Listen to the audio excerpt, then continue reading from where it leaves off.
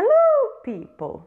E aí, galera, o vídeo de hoje a gente continua no assunto sobre negritudes e hoje eu quero falar sobre miscigenação. Vocês lembram que no vídeo passado eu falei sobre branqueamento? Esse vídeo vai ser sobre miscigenação. Então, acompanhe o vídeo. O meu nome é Winnie e sejam muito bem-vindos ao canal Free Winnie. Hoje voltamos à nossa série ET Bilu e na minha constante busca pelo conhecimento, resolvi fazer um vídeo falando sobre miscigenação. Um assunto polêmico que para muitos tem um aspecto positivo e resultaria na tal da democracia racial que nós estaríamos vivendo no Brasil, mas para outros apenas justifica a violência e o apagamento das negritudes no Brasil no dia de hoje. No ET Bilu anterior eu falei sobre branqueamento ou embranquecimento, que seria uma das estratégias de apagamento das negritudes no Brasil, né, do apagamento de raças não brancas e de culturas não brancas em detrimento das brancas. Eu falei como existiram muitas políticas em vários países, como no Brasil, principalmente a partir de meados do século XIX, que se baseavam, né, no embranquecimento de populações e no apagamento de populações não brancas.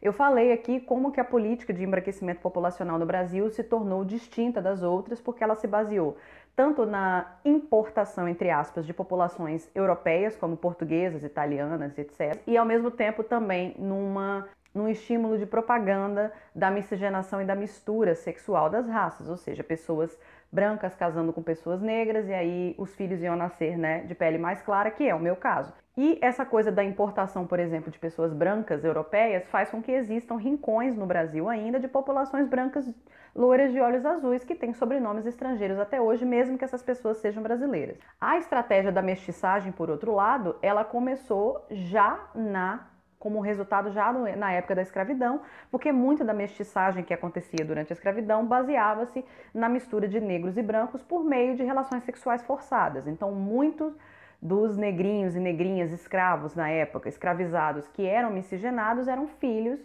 de uma mãe negra, uma mãe escrava que foi estuprada pelo seu senhor. De um ponto de vista mais filosófico, essa limpeza étnica, né, esse impulso de limpeza étnica, vem desde 1863, que foi 13 anos após que houve a proibição, que a Inglaterra proibiu, né, o tráfico de escravos. Fundou-se aí a Sociedade Antropológica de Londres, que na verdade nessa época acabava apoiando o pessoal que era anti-abolição no sul dos Estados Unidos. E uma das formas deles fazer esse apoio era traduzir a obra do francês Arthur de Gobineau, que já foi diplomata no Brasil. Ele escreveu um livro chamado Ensaio sobre a Desigualdade das Raças Humanas. Essa obra tem uma essência racista que se baseia na crença poligenista do século XIX, em que as pessoas acreditavam que Deus havia criado cada uma das raças humanas, na verdade eram espécies distintas, e que a raça branca ariana, era superior às outras raças.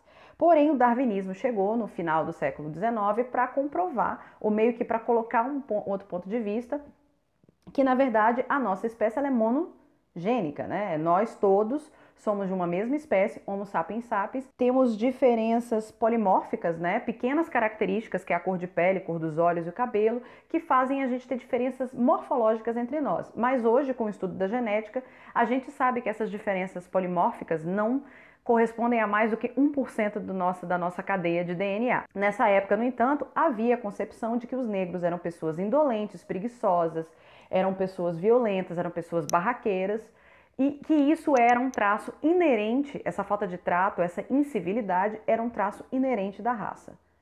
Quando, na verdade, a gente tem que saber que os negros eram os grandes responsáveis pelo trabalho braçal. Logo, a indolência e a preguiça não fazia muito sentido. No livro de Gobineau, ele argumenta que não existem raças puras, que essas raças vão desaparecendo pelo meio de sucessivos cruzamentos sexuais, né?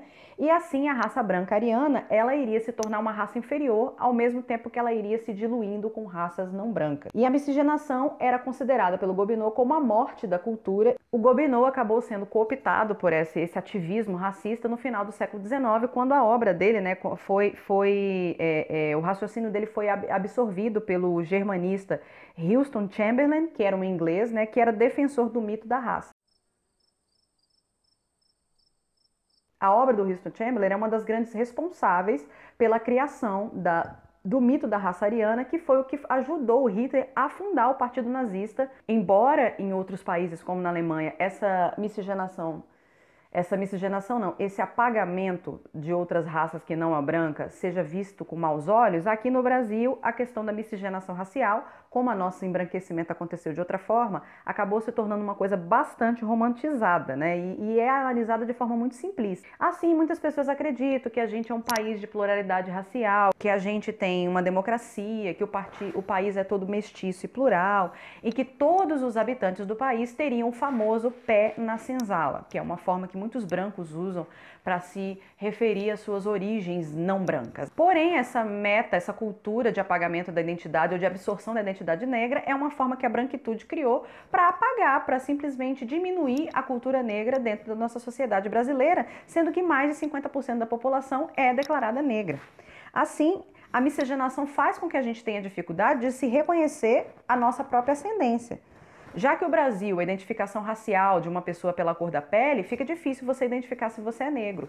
E como nós, pessoas negras, não temos traço, não temos registros históricos da nossa ascendência, de onde a gente veio, a gente não tem sequer sobrenome negro, fica difícil realmente você se identificar com uma cultura que foi apagada, que está deixando de existir. A cor da pele mais escura, os traços, né, depois da miscigenação, os traços muito negroides são relegados à feiura e à vergonha. E assim foram criados os tais eufemismos, né, porque você assumir que uma pessoa é negra é muito feio. Então eles criaram os eufemismos como morena, como mulata, que acabou se tornando uma forma de elogiar uma pessoa negra, dizendo que essa pessoa não é tão negra assim. E apesar da negritude também ser reconhecida pela cor da pele no Brasil, né, não pelos nossos traços genéticos, a gente também tem o reconhecimento dos nossos traços negroides. Então, quanto mais negroide for o seu traço, mais bullying, mais preconceito você vai sofrer.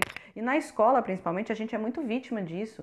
Quem tem cabelo crespo, como eu, cabelo cacheado, ou que tem o nariz grande, ou que tem lábios grossos, ou bumbum grande, vai sempre sofrer por causa dessas características que são distantes, né, das características europeias, mesmo que essa pessoa seja uma negra de pele clara. A miscigenação trouxe impactos tão ruins na negritude que faz com que pessoas como eu, que são miscigenadas, tenham dificuldade até de se reconhecer como negras. Eu me reconheço como negra porque foi um trabalho que meus pais fizeram na minha vida de me ensinar, por exemplo, que ser negro não é feio e que eu não tenho que ter vergonha disso. Mas para muitas pessoas fica difícil, né, você, durante a vivência, admitir a sua negritude, porque não tem a pele tão escura. Assim, muita gente afrodescendente não reconhece a sua cultura e as suas raízes, e essa cultura vai cada vez mais morrendo e sendo absorvida pela cultura europeizada. Porque no Brasil é sempre melhor você ser considerado branco em qualquer situação. E assim, se a pele da pessoa não é tão escura, como o caso meu, ou se um dos seus pais é branco, a pessoa deixa de ser reconhecida como negra e passa a ser reconhecida como parda ou morena, que são, a gente tem que até falar sobre a palavra parda, mas que são formas eufêmicas de tratar uma pessoa negra. E a tradição africana, ela vai se tornando feia, ela vai se tornando apagada, antiquada e colocada numa aura periférica e sempre esquecida de lado. Mas existe ainda outros efeitos diretos da miscigenação que a gente precisa discutir aqui, que é o efeito, né, que acontece o quê? Se uma pessoa branca, nasce branca, mesmo que um dos seus progenitores seja negro ou que ela tenha um avô negro, essa pessoa é branca, ela não vai sofrer com as causas do racismo que nós negros sofremos. E aí, essa pessoa acaba não desenvolvendo, ela acaba usando esse argumento e não desenvolvendo empatia, porque como você vai desenvolver empatia sobre uma situação que você não vive? E é por isso que nós, do movimento negro, sempre lutamos para que essas pessoas brancas com descendência negra não banalizem a luta política da negritude. Acontece muito, inclusive, quando existem pessoas brancas que agem de má fé, principalmente na época das cotas, né? As cotas levaram muito isso, a pessoa vai e diz que ela é negra, que ela se sente negra porque ela tem um pé na senzala ou porque ela tem um parentesco com algum negro, mesmo que esse parentesco seja muito superficial. E a gente sabe que as pessoas só optam pela essa negritude no momento da cota ou no momento de se envolver com arte negra, que é o que acontece com a Anitta, por exemplo, que aparece super bronzeada em alguns clipes, né?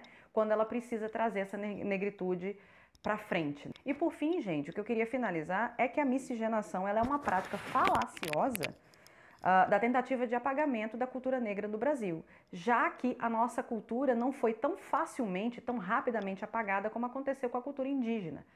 Os indígenas foram dizimados muito antes deles terem podido se integrar naquela falácia das três raças que existe no Brasil, o português, o indígena e o negro. Mas a nossa cultura ficou muito mais difícil de ser apagada, mas até hoje eles têm tentado fazer isso. Ser negro no Brasil hoje em dia é ser vítima de uma proposta de não existência, porque a verdade é que a branquitude preferia que a gente não existisse. As pessoas preferiam que o Brasil fosse totalmente branco. A gente vê, por exemplo, o nosso plenário, onde quase todos os nossos representantes são brancos. E a gente não tem espaço nesses espaços de representatividade. E assim, é uma mentira tão bem contada, mas tão bem contada que se tornou verdade, a ponto de muitas pessoas realmente acreditarem que a gente vive, afinal, numa democracia racial. Pois é, pessoal, é isso que eu gostaria de oferecer no vídeo para vocês hoje. Continuamos sempre com os nossos ET Bilus aos domingos, na nossa contínua busca pelo conhecimento. Caso você seja uma pessoa branca, miscigenada, uma pessoa negra miscigenada, conte aqui se essa falácia da miscigenação já fez parte da sua vida. Agora que chegamos ao fim desse vídeo, aproveita para se inscrever no canal no botãozinho aqui embaixo e deixa seu like. Fico por aqui, beijos e até a próxima!